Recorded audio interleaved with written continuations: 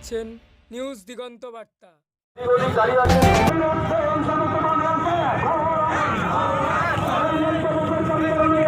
কেন্দ্রীয় সরকারের বিরুদ্ধে আমাদের এই আন্দোলনে আজকে মূল দাবি হচ্ছে যে দেশ বিক্রি করে দিয়েছে লকডাউনের সময় মোদী সরকার।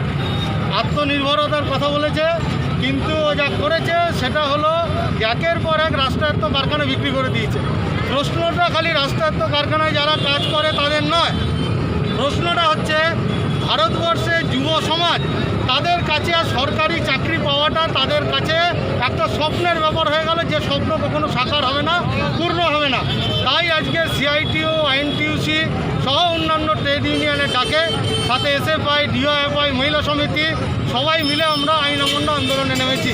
এবং সবচেয়ে গুরুত্বপূর্ণ বিষয়, এই কোভিড পরিস্থিতিকে ব্যর্থ করতে মোকাবিলা করতে ব্যর্থ হয়েছে দিল্লির সরকার এবং রাজ্য সরকার দুই। এই যে পুলিশ এসছে, যে স্বাস্থ্যকর্মীরা আছে, তাদের এখনও পর্যন্ত পিপি প্রপার কিট তা পর্যন্ত সার্ভ করেনি।